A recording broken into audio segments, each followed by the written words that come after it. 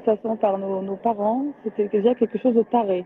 Hein, pas de problème. Si tu veux chercher le travail, enfin, si tu voulais chercher un travail quand tu es dans le sens public, on me disait un sens public, c'est déjà tous les défauts. Après, moi, j'ai décidé d'être mère célibataire, alors j'avais aussi tous les défauts. Et maintenant que je suis prostituée, alors, c'est l'apothéose. Ça fait que j'ai 28 ans, depuis 28 ans, je prends tous les défauts que la Terre a pu créer. Hein. Alors que moi, je me sens pas tous ces vices, enfin, je me trouve peut-être pas très, très équilibrée sur tous les points, mais enfin, je me trouve quand même équilibrée sur certaines choses.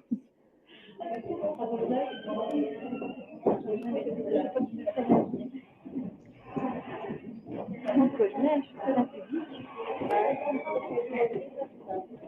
Rien n'est compliqué pour les gens. C'est la recette, par exemple, le truc là-bas, là. Je vais pas donner un exemple. C'est-à-dire que nous sommes venus ici à cause des jours de prison obligatoires et fermes. Alors que qui dit prison dit retrait des enfants, et puis ça, c'est le truc principal pour toutes les femmes qui sont présentes, parce que toutes ont des enfants. Maintenant, on veut aussi, on vous souhaite aussi, parce que il y a le problème des PV. Toutes les brigades de police à Lyon, et dans toute la France, je crois, même maintenant on peut le dire, nous met des PV à vue.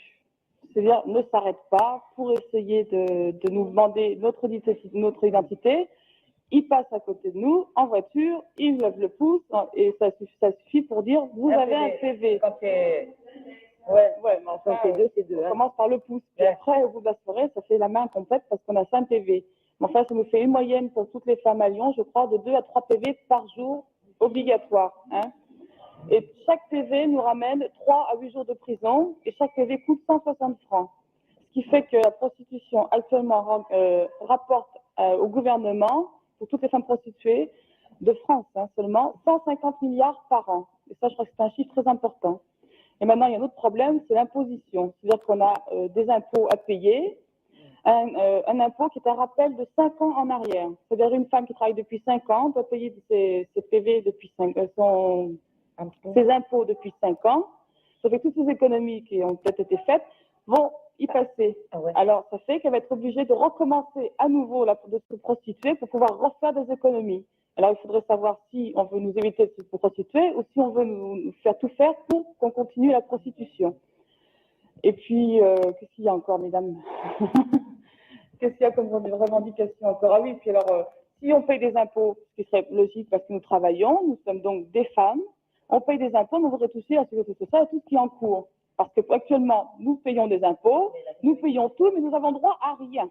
À recevoir des coups de pied dans les fesses à l'occasion et à recevoir des insultes par les brigades de police qui ne se gênent absolument pas, en plus de ça, quand on pas nous bousculer ou nous frapper à l'occasion. Et c'est pour ça, et nous tutoyer, parce que quand on leur dit, mais enfin, monsieur, soyez poli, on nous répond, être poli avec toi, t'es qu'une putain. C'est-à-dire rien. Et ça, je crois qu'il faut quand même qu'on fasse quelque chose là-dessus, parce que nous nous considérons comme des femmes qui faisons un métier, mais qui sommes propres. Hein. C'est-à-dire que ce que l'on fait actuellement, on le fait parce que dans la société actuelle, il n'y a pas tellement de moyens de s'en sortir autrement. C'est pas avec un SMIG qui est actuellement dans toutes les usines et les magasins, parce qu'il y a un journaliste qui a dit, après tout, on n'a qu'à sortir et être vendeuse, parce qu'on me réclame des vendeuses partout. Je ne sais pas si c'est avec 123 000 francs qui est le SMIC actuel, on peut élever 1 ou 2 ou 3 enfants. Je crois que c'est à peu près impossible. Toute femme actuellement est acculée à la prostitution. Que ce soit la secrétaire qui va coucher avec son patron pour pas qu'il la foute à la porte, que ce soit la vendeuse qui va se faire flotter les fesses en bas dans la réserve pour pas être foutue à la porte, que ce soit aussi la petite vendeuse qui le soir est obligée de faire un client en passant parce qu'elle n'arrive pas à subvenir à ses besoins avec la vie actuelle, enfin tout le courant de ce qui se passe actuellement. Hein. Et c'est pour ça qu'on est là. Et puis je crois qu'on peut dire maintenant qu'on a fait tout ce qu'il fallait. Une d'entre nous qui l'a fait parce que nous lui avons toutes demandé, c'est pas elle qui dirige, c'est pas son macro non plus qui la force à faire quoi que ce soit, parce que ça c'est entièrement faux et ça je crois qu'il faut bien le dire. Elle a pris la parole parce que nous lui avons toutes demandé, c'est-à-dire qu'il y a 200 femmes à Lyon qui lui avons demandé de le faire. Elle nous représente. Quand elle prend une initiative, c'est une initiative prise en groupe, prise avec toutes les femmes, parce qu'il y a 2-3 réunions par jour. Elle expose une idée, elle nous demande notre avis et elle demande l'avis des autres. C'est des idées faites par 200 femmes qu'elle va dire, quand elle parle à la radio, c'est un petit discours qui a été fait par 200 femmes. Ce n'est pas elle qui nous dirige, ce n'est pas elle qui nous force.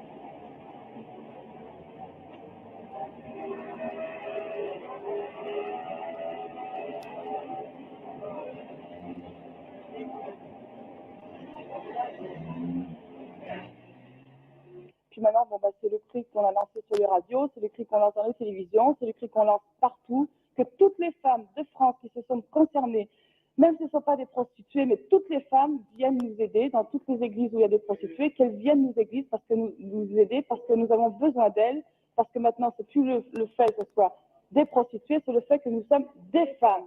Et que Mme Françoise Giroud refuse de s'occuper de nous parce qu'elle ne nous considère pas comme des femmes. Elle nous considère comme des prostituées, donc des putains, donc rien du tout. Et on nous dit que c'est M. Poniatowski qui doit s'occuper de nous. M. Poniatowski, pour l'instant, ne veut pas s'occuper de nous parce que ce n'est pas non plus son problème. Alors, c'est le problème de personne. Alors, on voudrait que quelqu'un prenne la parole et nous mette au courant en nous disant à qui ça regarde. On ne partira pas tant qu'on n'a pas obtenu des résultats. Très haute en étant femme et mère. Et pas en étant un sexe et un bas-ventre que l'équipe attend dehors pour leur sauter dessus. Ça n'en est pas question. Avant tout, nous ne sommes pas des vicieuses, hein, parce que c'est le client qui nous propose, c'est pas nous qui lui disons nous allons faire ci ou ça. Donc, je pense que le vice, c'est pas tellement dans la prostituée. Il n'y a aucune d'entre nous qui grimpe au mur parce qu'il manque des hommes, hein, bien au contraire, je crois que tous sont laissés décontractés là-dessus. Il n'y a aucune de nous qui se roule par terre parce qu'elle est droguée. Il n'y a pas une goutte d'alcool dans l'église. Donc, nous ne sommes pas ni des vicieuses, ni des drogués, pas des nymphomanes non plus, et pas des alcooliques. Hein. Et ça, je crois qu'il faut quand même que les gens le comprennent. Seulement, il n'y a qu'une chose que toutes ont un souci, c'est leurs enfants. Hein. Et ça, c'est le premier problème. Nous sommes des femmes et des mères. Et tant que l'on ne pourra pas sortir avec cette idée que les gens ont enfin compris ce que nous étions, on ne partira pas. Et puis là, on en a assez aussi d'être exploités par l'État. Ben oui, ils se servent de ça, parce que d'abord, ils l'ont dit, la télévision, donc le jour des dossiers de l'écran, nous leur prenons de l'argent pour qu'elles ne le donnent pas aux proxénètes. Seulement là, il y a la preuve sûre et certaine que les 3/4 de femmes de prostituées en France à l'heure actuelle n'ont pas de proxénètes. Ben oui, ça c'est une jalousie, oui, une jalousie du gouvernement, parce que c'est le gouvernement qui nous prend nos sous. Ah oui, mais c'est un proxénète, c'est le plus grand proxénète, ça, il n'y a pas de problème. Et non, parce qu'on ne peut pas, n'est-ce pas? Puis ça, c'est de l'argent qui rentre dans ces caisses, c'est de l'argent qui n'est pas déclaré. Hein? Mais c'est de l'argent qui tourne, c'est de l'argent qui sert. C'est de l'argent que les pauvres gens qui sont acculés aussi à payer leurs impôts ne savent pas qu'il y a dans cette caisse 150 milliards qui rentrent par an. Alors maintenant que l'on va payer des impôts, et ça va être combien? Ça va être une fortune qui va lui rentrer, ça va être quelque chose d'incroyable. Hein? Alors, voilà, oui, c'est ça. Notre argent sert à colmater toutes les petites fuites qu'il y a à droite à gauche. C'est avec notre argent qui n'est pas déclaré, donc personne ne connaît la source, qui hop, on le met un peu partout et puis ça sert. Puis je crois qu'aussi, il faut dire une chose, que l'argent des prostituées serve aussi un peu aux élections. Hein. C'est avec l'argent des prostituées qu'on paye les affiches. C'est avec l'argent des prostituées qu'un tel peut parler en tribune. C'est avec tout l'argent des prostituées sert pour ça. Et je crois que tout le monde le sait, mais personne ne va en parler non plus. Personne ne veut soulever le couvercle, ne serait-ce qu'un tout petit peu, parce qu'ils ont peur de la vapeur. Hein. Alors nous, maintenant, on en a marre, et on va prendre le couvercle à pleine main, et on va l'enlever complètement, et tout va sauter. Et puis je crois que nous aurons acculé à en arriver là.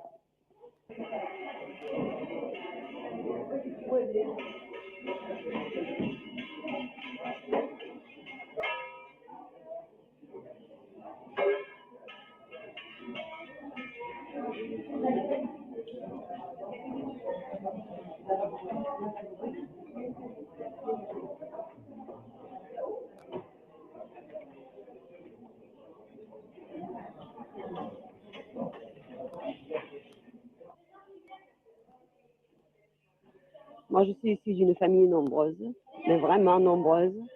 Et mon père est ouvrier. Il a été le seul à travailler pour nous. Il y avait quand même 12 bouches à table. Hein. Et évidemment, il va de soi que la viande était rare à la maison.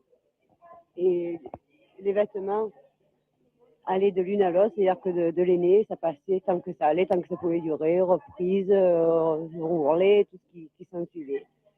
Bon, moi j'avais quand même un groupe d'amis à l'école qui étaient aisés, dont les parents avaient quand même les moyens, et elles étaient toujours bien habillées, les cinémas, les balles, tout ça, enfin, on ne pouvait pas dire qu'elles étaient à pleine. Mais moi de les voir, je préférais dire non, j'ai pas envie de danser, non, ce film ne me plaît pas, je cherchais toujours une excuse parce que je ne pouvais pas me le permettre. Bon, comme tant de personnes, J'ai essayé, parce que, évidemment, n'ayant pas l'âge de pouvoir travailler comme tout le monde, bon, je gardais un petit, ou je faisais les ménages chez la voisine quand je n'avais pas de place, enfin, ainsi de suite, pour pouvoir me payer au moins le bal, car j'adore danser. Qui, elle, avait 2 enfants, qui étaient divorcés, et qui m'a dit, écoute, si tu veux vraiment te dépanner, moi, je te présente des copains qui sont aisés, et tu les vois une fois par semaine, tu passes 2-3 heures avec eux, et ils arriveront à te défaucher à ce que tu veux. Bon, j'ai dit, ma foi, de toute façon, 31-32, il faut que j'essaie. Et ça a duré quelque temps comme ça. Ça a été un copain présenté, puis ce copain m'a présenté lui-même un autre copain, et ainsi de suite. Mais comme je fais partie d'un petit village, que les gens commençaient à jaser, je ne voulais pas que le scandale retombe sur mes parents, j'ai décidé de partir. J'ai atterri dans une grande ville dont je ne vais pas dire le nom. Là, ça a été pareil, je me suis défauchée d'un endroit à d'un autre, jusqu'au jour où je suis tombée sur un contrôle de flics qui m'ont dit de quoi vous vivez. J'ai dit de quoi je vis, je me fais entretenir par quelques personnes. Ah, vous faites entretenir, donc vous vous prostituez. J'ai dit non, je ne me prostitue pas. Bon, tourne-vire, ils n'ont rien voulu savoir, je me suis retrouvée emballée, fichée, alors que je ne savais pas que c'était interdit depuis 64. Photos, empreintes, payées grâce à la famille. Et lorsqu'ils m'ont demandé si j'avais déjà été condamnée, j'ai dit non, jamais. C'est la première fois que je mets les pieds dans un poste de police. Bon, oui, mais enfin, ils ont téléphoné. Évidemment, mon fichier est absolument vierge et il l'est toujours. Car je n'ai jamais ni tué ni volé. Mais je leur ai demandé à quoi servait ce truc, puisque évidemment, étant bleu, je ne comprenais pas. Ils m'ont dit, vous êtes fiché en tant que prostituée. Maintenant, partout où vous passerez, votre fiche ressortira, chaque contrôle et tout. Et... Alors après, je me suis fait expliquer par les unes et par les autres, par-ci, par-là. Je cherchais vraiment à comprendre. Et je sais que ce dossier restera à vie malgré que, d'après la loi, c'est interdit. Alors de là, j'ai dit, bon, puisque c'est comme ça, fichier pour fichier, autant que j'en profite pour arriver à quelque chose et que je mettrai le temps qu'il faudra et j'y arriverai. Maintenant, prostituée je suis, prostituée je reste. Non, mais il est évident qu'actuellement on attend donc une position des pouvoirs publics. Quoi qu'il en soit, vous pouvez voir qu'ici la meilleure humeur règne. Nous, on est parés pour tenir au moins 3 semaines, un mois s'il le faut. Dans toutes les villes, maintenant, il y a du ravitaillement maximum. Il y a la cantine, il y a nos petits dortoirs. Qui nous apportent à manger continuellement, c'est de tout, même des fleurs qu'on nous apportent, on nous dit de tenir le coup à tout prix. Et ça, c'est formidable. Hein. L'opinion publique est aussi proxénète, ou alors client, il faut savoir. Il faut parler des proxénètes un peu là. Ah oui, des proxénètes. Parce qu'en principe, les gens, les proxénètes. Alors il y a une chose qui est certaine. Il faut savoir d'abord ce qu'est un proxénète. En principe, un proxénète, c'est une personne qui profite de l'argent d'une prostituée. Alors si nous sommes reconnus comme des femmes normales, les pouvoirs publics qui crient, oh là là, on n'en peut plus, on a trop de proxénètes. Si on nous reconnaît comme des femmes normales, mais c'est fini, il n'y en a plus de proxénètes. Alors, ça m'en manque de chance, les pouvoirs publics sont tellement nombreux. S'il n'y a plus de proxénètes, ils n'auront plus rien à foutre. Alors, il n'y a pas à se mettre dans les placards, juste sur les chaises, ils vont s'emmerder. Là, par conséquent, il faut qu'ils en trouvent encore.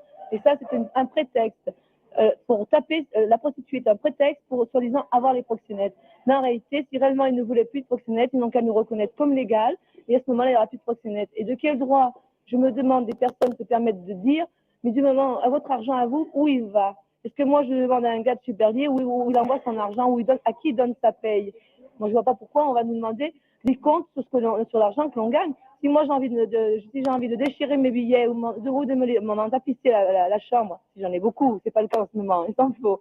Mais si j'ai envie de tapisser ma chambre avec l'argent que je gagne, je vois pas pour quelle raison quelqu'un va m'en demander des explications. Alors, il est évident que nous, on est obligé d'avoir quelqu'un avec nous. Même si c'est pour 2 jours, 3 jours, 8 jours, même si dans 15 jours j'ai envie de changer, en prendre 10, même à la fois. Enfin, non, je suis pas une bref. Donc, si on veut en prendre l'échanger journellement, de quel droit nous empêche d'avoir quelqu'un pour qui on peut avoir un sentiment? Moi, je vois pas pourquoi. De toute façon, le proxénétisme a toujours été un prétexte à l'État pour justifier de pouvoir soutirer de l'argent aux prostituées. Tu es d'accord? Ce que je trouve anormal, c'est que toute prostituée, à partir du moment où elle sort avec un homme, tel qu'il soit, d'office, c'est un proxénète parce qu'on ne peut pas sortir avec un homme hors de ça. Et ça, je crois que c'est entièrement faux pour tout. Si on peut sortir avec un homme parce que c'est un homme et nous sommes des femmes et puis c'est tout, quoi. De toute façon, maintenant, vraiment, il faut que les gens se mettent face aux réalités. En se mettant face aux réalités, c'est absolument impossible. Il existe encore, je ne dis pas qu'il n'y a plus de proxénètes. Il en existe encore peut-être. Mais si en mettant qu'il en reste 5%, je pense qu'il est quand même assez important de se rendre compte que 95% de femmes ont un homme comme toutes les autres femmes ont un homme et c'est tout. Moi, un proxénète. Bon, un proxénète, ce sont les gros pontes que de toute façon, on ne va jamais inquiéter. Moi, un proxénète, c'est par exemple certaines personnes qui ont des postes haut placés, qui l'ont même actuellement, qui n'ont pas pourtant bénéficié des grands scandales de policiers de 72 et qui auraient dû pourtant le faire, mais qui ont eu juste le temps, qui ont bien eu de la chance, pardon, d'être avertis à temps, qui se sont retirés certains des pieds, mais qui actuellement profitent des petites enveloppes qui leur sont payées à droite et à gauche. Et ça, à Lyon, il en existe. Et moi, c'est là où est le proxénétisme, parce que là, c'est un échelon beaucoup plus élevé, parce qu'ils touchent des enveloppes d'un truc qui profite d'autre chose. C'est là qu'est le proxénétisme. C'est pas chez le petit bonhomme qui va aller aimer une bonne femme, qui va la sortir à droite à gauche, parce que même si, en admettant que de toute façon, je veux dire un truc, entre le directeur supérieur et le manard, il y a des échelons aussi. Bon, il y a le même échelon d'exploitation pareil, parce que l'ouvrier qui est en bas chez Berlier, il est exploité par 150 personnes avant d'arriver en haut. Alors, de toute manière, l'exploitation, elle n'est pas exclusive à la prostitution. Ouais. L'exploitation, c'est une exploitation de la société, c'est pas une exploitation de la prostitution. Moi, de toute manière, je dénonce complètement ce matraquage de la fille sous prétexte que c'est pour atteindre la proxénète, c'est pas vrai. L'État se donne bonne conscience pour matraquer les prostituées de dire que c'est pour avoir les proxénètes. Et c'est tout. On est tous d'accord, non, les gens ne comprennent pas dehors. Et les gens devraient comprendre que si un jour on nous trouve bras dessus avec un mec, bon, c'est pas parce que c'est un proxénète, c'est parce que c'est un gars qui nous plaît. Peut-être que demain il nous plaira plus. Tant pis pour lui. Mais de toute façon, c'est parce qu'il nous plaît. Un point, c'est tout. Maintenant, il est évident que si ce gars il gagne 200 000 balles par mois, que moi j'en gagne 300 000, si on met notre cagnotte en commun, c'est évident qu'automatiquement il va profiter plus ou moins de l'argent que j'aurais gagné. Mais moi, de toute façon, toutes les bonnes femmes qui sont mariées, qui foutent rien chez elles, qui sont chez elles à rien foutre, tant mieux pour elles, c'est une politique qu'ils ont discuté ensemble entre couples, mais que le bonhomme travaille et ramène de l'argent. De toute façon, moi je connais les personnes mariées, légitimement, les gens honnêtes, dont le bonhomme n'a jamais foutu de sa vie parce que il n'a pas envie de travailler. La bonne femme va travailler. Bon, c'est d'aller dans le ménage. On ne pose jamais de questions pour savoir comment ça se fait que le brave homme ne travaille pas. Du moment qu'elle fait un travail honorable. Alors, je suis désolée, la prostitution n'est peut-être pas honorable, mais c'est quand même un travail et un métier. Et de toute façon, l'honorabilité, on sait ce que ça vaut. On se demande où elle commence et où elle finit. Ouais. C'est sûr. Et puis, de toute façon, maintenant, les gens, ils doivent comprendre réellement que nous sommes vraiment au bord de l'émeute à tout point de vue. Parce que de toute manière, maintenant, il est évident que toutes les filles de France ont compris le truc, ont compris que de toute façon, les pouvoirs publics n'étaient pas systématiquement un gendarme, ça ne voulait pas dire la loi. Maintenant, c'est plus possible. Le gendarme, ça n'est plus la loi. Le gendarme, c'est simplement la répression. La loi, maintenant, en ce moment, on se demande où elle est. Et pratiquement, elle n'existe plus parce que la loi, elle est tout à fait particulière pour tout le monde, alors que normalement, elle devrait être impartiale pour toutes. C'est que sur le proxénétisme, les gens du dehors ne savent pas ce que c'est. Les flics se rabattent sur un homme qui prend de l'argent, qui à l'occasion frappe une fille. Naturellement, comme elle vous a dit tout à l'heure, il y en a peut-être 5%. Mais on oublie de savoir, c'est que le proxénétisme, la loi dit toute personne vivant ou côtoyant sous le même toit qu'une prostituée est passive de proxénétisme. C'est-à-dire que si une mère vit avec sa fille qui est prostituée, elle est passive de proxénétisme. Si on vit avec une camarade, elle est passive de proxénétisme. Si on vit avec son frère, ou même seulement si nous côtoie, on est passive de proxénétisme.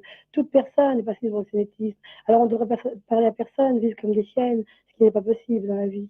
Je ne me serais jamais prostituée si je n'avais pas eu un événement grave dans ma vie qui m'est obligée, sinon, ou alors j'aurais fallu que je cambriole une banque. Mais de toute façon, je vais tellement bien costaud, puis là, de toute façon, ça va trop loin. Si j'avais pas eu un événement grave dans ma vie, je ne me serais jamais prostituée. Et puis maintenant, actuellement, l'événement est passé, et si j'avais une possibilité de situation réelle, mais qui me donne toute possibilité pour vivre correctement, sans être l'esclave de quoi que ce soit, d'un patron qui me passe une main derrière ou d'un chef de service, etc.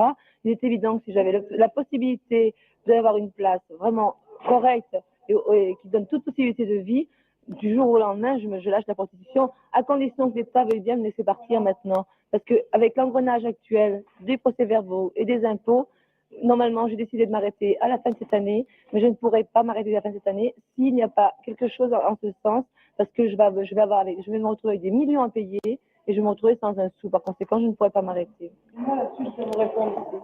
Franchement, parce que j'avais l'intention de m'arrêter à la rentrée des classes, parce que je voulais être femme et dame, vous savez. C'était peu, mais pour moi, c'était beaucoup. Je voulais être nourrice, parce que j'aime les enfants, et j'ai 2 enfants moi-même, et j'adore les enfants. J'ai voulu être nourrice. On a essayé de faire toutes les démarches possibles. Et quand je suis arrivée devant la préfecture en disant, voilà, si j'arrête de travailler, j'ai une villa à tel endroit, j'ai tout ce qu'il me faut, est-ce qu'on me permettra d'être nourrice? On m'a ri au nez en me disant, vous, une putain, vous vous permettez de pouvoir être nourrice. Et on m'a dit, non, madame. Eh ben non, madame, moi je continue à me prostituer parce que si j'ai pas de boulot qui permette d'élever mes enfants, d'être toujours avec eux parce que je dois être toujours avec eux, ils sont trop petits, eh ben je continue à me prostituer. Donc c'est bien la preuve qu'on ne peut pas faire un travail qui nous plaît parce que l'État ne permet pas de le faire et parce que la police intervient toujours au bon moment. Voilà.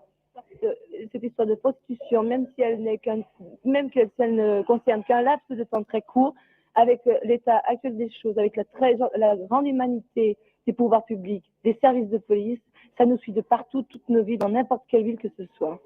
Moi, je vais vous dire encore autre chose, c'est qu'avant d'être prostituée, c'est quelque chose dont je n'aime pas crier, mais enfin, j'étais institutrice, c'est-à-dire je m'occupais d'enfants inadaptés mentaux. C'est un peu plus haut que institutrice. Et je me trouvais mère célibataire de mon plein gré, parce que j'ai voulu avoir des enfants, mais je ne voulais pas me marier, parce que j'aime les enfants, mais ça, c'est mon problème personnel. Et on m'a dit, madame, vous êtes bien gentille, mais vous êtes enceinte, vous attendez un enfant, vous ne voulez pas vous marier, donc vous n'êtes pas capable d'éduquer des enfants. Donc on ne vous met pas à la porte, parce que nous sommes très polis, mais on vous met mise à pied illimitée. C'est-à-dire qu'à la fin du mois, il n'y avait plus de paye.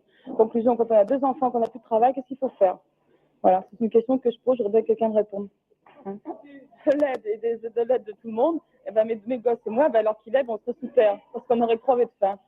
C'est tout. Alors que je pense que moi, je me sens propre. Et je pense que je peux éduquer des enfants correctement. Parce que qu'on soit putain ou pas putain, les diplômes sont les mêmes. L'intelligence, je pense, est la même et la culture est exactement la même. Peut-être même mieux évoluer parce qu'on comprend mieux ce qui nous entoure. Alors, je crois qu'on peut quand même éduquer les enfants. Parce que moi, les enfants, c'est mon seul problème, c'est mon seul but. Alors que nous faisons le maximum, et même c'est même à tort, parce que ça risque peut-être un jour de nous retomber sur le nez, parce que nos enfants peut-être ne nous en sont pas plus reconnaissants, mais étant donné que c'est notre seul trésor que l'on est, pour nous c'est notre seule raison de vivre, et c'est la seule, et les pouvoirs publics savent très bien qu'il n'y a que par là qu'ils peuvent nous faire du mal, et ce sont nos enfants, et c'est pour cette raison que nous nous sommes révoltés. Je pense que de toute façon ce sera la phase finale, parce que nous avons assez parlé, qu'on est un peu fatigués. Nous nous sommes révoltés parce que maintenant, les pouvoirs publics, sachant très bien qu'ils nous avaient matraqués au maximum, qu'ils ne pouvaient pratiquement plus rien nous faire, ont touché la seule chose qui pouvait faire réagir n'importe quelle femme du monde entier, je dis maintiens bien, parce que puisqu'on nous traite comme des bêtes, nous réagissons comme des bêtes. S'il y a un chien, une chienne, on enlève ses petits, elle mord. Eh bien, nous sommes des chiennes, on nous enlève nos petits et nous mordons. Mais je pense que la société a une bonne responsabilité en ce qui concerne notre présence sur les bords du trottoir. Mais actuellement, les bords du trottoir, je maintiens, mais aussi que la société n'essaye pas, pour se donner une bonne conscience, de vouloir nous enfermer dans des usines de sexe. Parce que je maintiens dans des usines de sexe, parce qu'il n'en est absolument pas question. Parce que quitter la chaîne de montage chez Berlier pour aller dans une chaîne d'abattage dans une maison, il ne faut absolument pas y compter. Parce que nous, la chaîne, on ne connaît pas. Pour nous sommes un peu comme un oiseau sur la branche. La seule chose que l'on respecte réellement, c'est notre liberté. Et je pense que de toute façon, tout le monde veut être libre. Quand on pense qu'un monsieur Chirac, dans tous les azimuts, dans toutes les villes et dans tous les pays, prône la liberté chez tout le monde, avant de manger sa soupe, il fera un petit peu mieux de regarder dans son assiette. Je pense que c'est vachement nécessaire. Parce que la liberté, justement, c'est la seule chose que nous demandons. Nous demandons simplement qu'on nous laisse en liberté et que l'État ne fasse pas de nous des objets de rapport qu'il a l'intention de vouloir faire de nous. Il le fait actuellement, mais je pense qu'en plus, il nous sensibilise pour le faire davantage. Et ça, on en est absolument consciente et on est tout à fait contre. On n'ira jamais dans une maison close, jamais, jamais, jamais. Merde.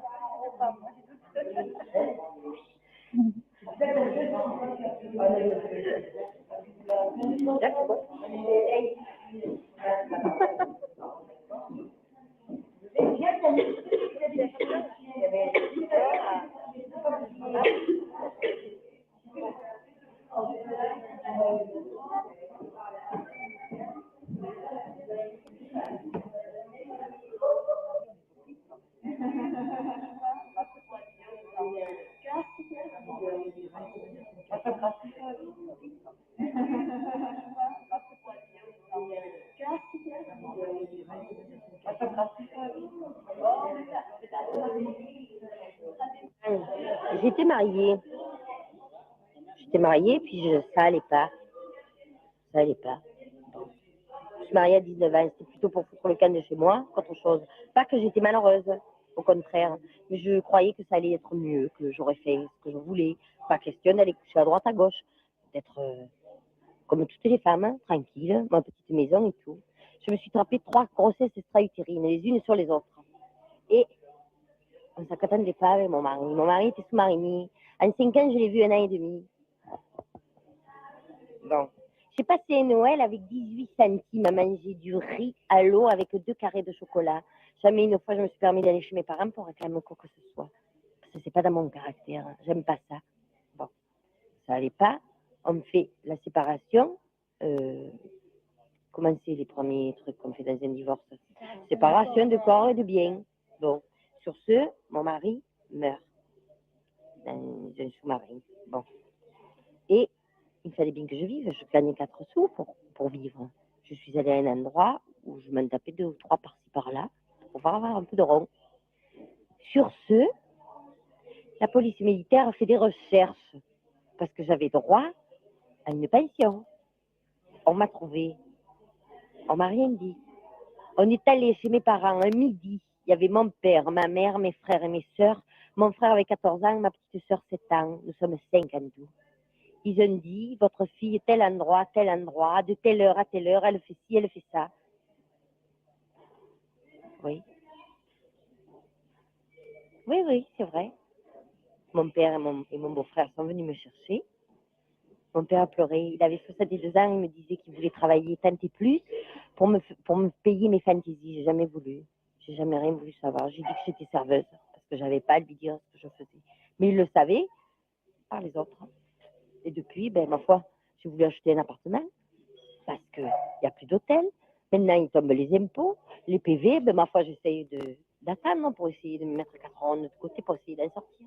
De toute façon, par rapport à la prostitution, il y a tout un tas, il y a tout un tas de raisons qui sont différentes des unes des autres. C'est des cas particuliers pour chaque personne. Ça commence souvent. Vous avez des problèmes sociaux, financiers, vous avez un enfant ou deux, et vous travaillez normalement. Et puis vous n'y arrivez pas, vous payez la nourrice, vous n'y arrivez pas parce que c'est pas comme quand on a un mari à côté de soi, là où il y a 2 salaires, ou du moins l'un travaille, mais on reste à la maison, là il faut travailler, payer les nourrices et tout. Alors ça arrive souvent, des fois vous avez quelqu'un que vous connaissez dans un milieu ou quoi, ou qui vous propose, tiens, je pourrais t'aider un peu, et comme ça, et puis ça fait qu'en définitive, on finit, on commence comme ça, quoi. Quelqu'un vous aide, et puis après, il y en a un deuxième, un troisième, c'est comme ça. Oui, c'est comme ça. Moi, particulièrement, j'ai commencé tout simplement parce que je faisais des études, et je faisais ma TLM, et je voulais, mon métier, je désirais un métier d'homme finalement, parce que je voulais être ou pilote ou radariste. Et ces 2 métiers, les portes n'étaient pas ouvertes pour les femmes. Et on m'avait dit, si vous voulez rentrer dans les écoles pour faire ça, on m'a dit, vous allez avoir des années d'études, vous allez être obligé de vous battre finalement contre les garçons pour arriver à être supérieur à eux, pour arriver à trouver la place. Ensuite, si vous sortez même avec votre diplôme dans la main, on ne vous trouverez pas de travail parce qu'on vous refusera. Et puis, il y a eu les réformes sur les maths modernes, etc., qui m'ont un petit peu dégoûtée parce que moi, j'ai toujours fait les maths classiques, les maths modernes. Pour moi, les gamines de 6e, moi j'étais en terminale, les gamines de 6e, elles comprenaient mieux ça que moi.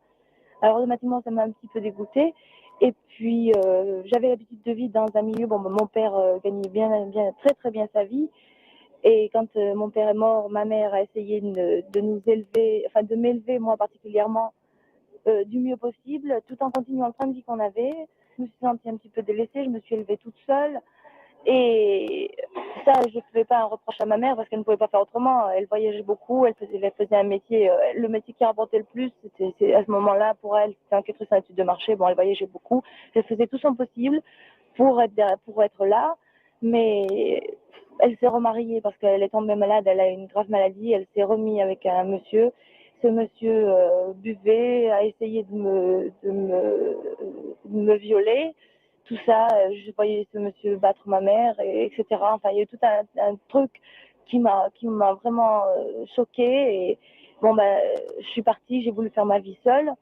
Et puis, tout en continuant mes études, malgré tout, j'ai fréquenté des bars où il y avait des prostituées. Je me suis liée d'amitié avec une prostituée. Et puis, je voyais l'argent qu'elle gagnait. Et j'ai dit, puisque avec un bac dans la main, maintenant, on peut faire juste balayeur, c'est ce qu'on peut faire. J'ai dit, je vais faire ce métier-là. J'ai dit, je vais essayer de gagner le maximum d'argent. J'ai dit, le jour où j'aurai assez d'argent, je me retire, je prends un petit commerce, tranquillé. je me fais une vie honorable, etc. Et j'élèverai mes enfants d'une façon la plus digne possible, finalement. Oui, et c'est comme ça, oui, c'est bien ce qu'elle dit. En définitive, il y a aussi l'attrait, on se dit, bon, ben, on va se débrouiller, on va pouvoir avoir de l'argent. Et puis, comme on débute, on ne sait, malheureusement, on ne sait pas tout ce qui se passe, ce qu'on risque. On ne voit les avantages, c'est le fait qu'on peut avoir de l'argent vite, tout de suite. Et puis, en définitive, c'est après, quand on y est, qu'on s'aperçoit qu'on a les amendes, qu'on a ci, qu'on a là, qu'on risque la prison, enfin, qu'on a des tas de choses, et qu'en définitive, il y a souvent plus d'inconvénients qu'il n'y a pas d'avantages. Vis-à-vis de l'opinion publique, la prostituée n'a pour ainsi dire pas droit à la parole. Elle est illégale. Vis-à-vis de la loi, la prostitution n'est pas illégale, mais vis-à-vis de l'opinion publique, même en ce moment où ils sont pour nous, où ils ont fait, enfin certains ont fait un mouvement pour nous, ils nous considèrent quand même comme quelqu'un à part. De toute façon, ils ont fait On n'y peut rien, c'est en définitive, c'est les principes, c'est les principes de la société. Mais vous croyez que ça changera? Ça peut pas changer si vite, mais pas si vite. Il faudra vraiment faire des mouvements. Maintenant qu'on a commencé, il faudrait vraiment continuer à faire des réunions, je sais pas, avec les journaux, à en parler et tout, pour arriver à changer l'opinion. Mais ça se fait pas en quelques jours, même pas en un mois. Hein. Il faudrait vraiment plusieurs années pour arriver à changer cet état de fait. L'homme, finalement, pour nous, on voit l'homme côté physique. Et l'homme côté physique, eh ben, c'est pas joli. Mais on peut aussi voir l'homme, bon ben, quand on a des clients, comme on dit, des clients attitrés qui viennent nous raconter un peu leur petite vie à nous, parce qu'ils savent qu'on ne sait pas où ils habitent, qu'on ne sait pas leur vie privée, ils vont nous raconter tout un tas de choses qu'ils ne raconteront jamais à personne. Et on les voit aussi sous leur jour véritable. Et finalement, je vais vous dire une chose, une fille qui a fait ce métier-là, eh ben, elle sort, eh ben, celle qui a fait une thèse de sociologie, elle ne vaut rien à côté. Oui, mais pas tout le temps, parce que, d'accord, souvent, l'homme se montre tel qu'il est avec nous parce qu'il a payé, il n'a pas besoin de se cacher, surtout sur le plan physique. Mais malgré tout, on s'en rend compte, par exemple, quand il arrive, on fait des clients, ils sont de la ville. Vous vous promenez dans la ville, des fois, vous les envoyez. On fait comme si on ne les connaissait pas. Mais en définitive, souvent, malgré tout, l'homme, c'est un peu la nature humaine. Il arrive qu'il brode. Il vous dit, tiens, voilà, moi je suis comme ça, parce que, en définitive, pour lui-même, avoir l'impression d'être plus important qu'il n'est dans la vie réelle. Et ça, c'est souvent. Hein. Mais l'homme par lui-même, quand on fait ce métier, moi je trouve que je n'ai pas commencé très tôt, hein, eh bien, j'ai vraiment changé mon optique de l'homme, et plus sur le point physique, par exemple, mais j'ai pas beaucoup de respect. Et maintenant, eh bien, j'arriverai, par exemple, à respecter un homme que je ne considérerais, pour ainsi dire, enfin, que je ne verrais pas sous le visage de l'homme. Je rencontre quelqu'un en dehors du métier, un homme, par exemple. Ben, je le respecterai si j'arrive à voir en lui uniquement un être humain et non pas un homme. Si je pense à lui en tant qu'homme, eh ben, je ne peux pas le respecter. Bon, d'accord, nous, on travaille, on prend l'argent. On n'a jamais pris un couteau et mis le couteau sur la gorge d'un homme en lui disant, viens, monte, donne-moi 100 francs. Tandis que le contraire arrive. Vous avez des hommes qui vous mettent le couteau sur la gorge et puis pour faire l'amour.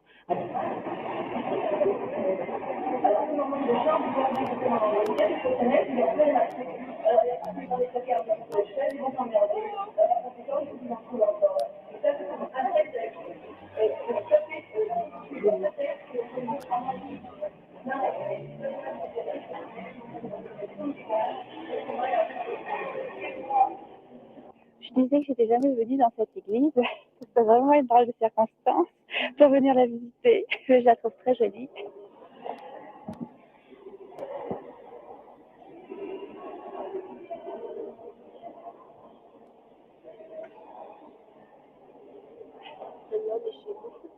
Maintenant, on est chez nous.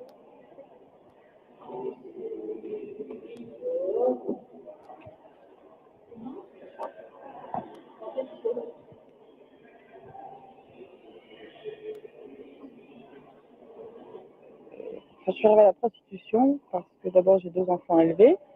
Je suis mère célibataire de mon plein gré. Hein. C'est moi qui désirais des enfants, je ne voulais pas me marier parce que je ne me sentais pas capable de toute façon de me marier. Et quand on est mère célibataire et qu'on a 2 enfants élevés, on est déjà considéré comme excusez-moi, mais comme une putain. C'est-à-dire que les gens ne veulent pas vous faire travail parce qu'ils s'imaginent que s'il y a des hommes, notamment on va leur sauter dessus pour les violer. Et un appartement, on se dit, mais qui c'est que vous allez faire venir? Vous comprenez, on peut avoir confiance, ici et ça.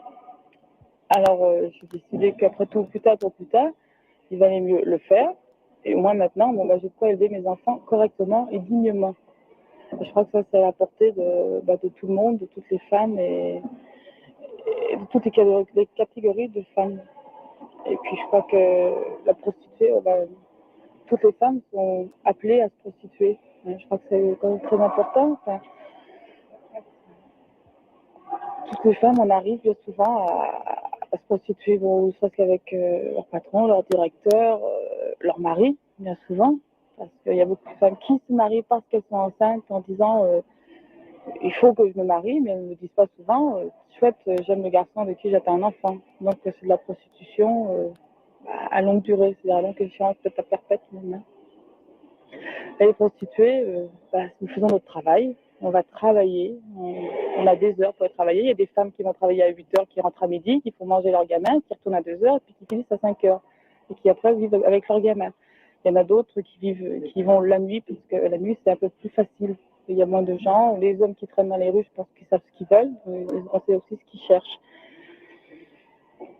Et puis, la sortie de notre état de prostitution, on vit normalement, on vit comme toutes les femmes qui sur la terre, sur la terre entière, quoi.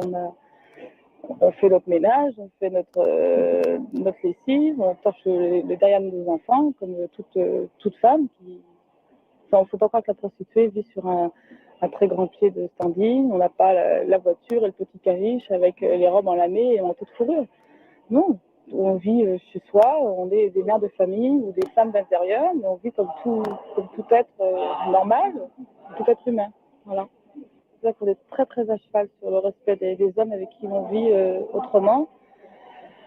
Et un plus petit geste qui nous paraît légèrement déplacé, la plus petite parole qui nous paraît légèrement osée nous fait tout de suite bondir et on se dit, on a toujours l'impression qu'on n'oublie pas que nous sommes des prostituées. On est beaucoup plus à cheval que les autres femmes, je crois, sur la dignité de femmes. On ne se permettra pas, si on sort dans une boîte ou si on sort n'importe où, de se faire draguer ou d'avoir un rapport de 24 heures quoi, avec quelqu'un. Je crois que chez la prostituée, on ne peut pas. Parce qu'on cherche quelqu'un et que l'on gardera tout le temps. On veut un homme avec qui on espère pouvoir rester longtemps parce qu'on n'a pas envie de changer d'homme tout le temps. Ça, je crois que c'est très très difficile.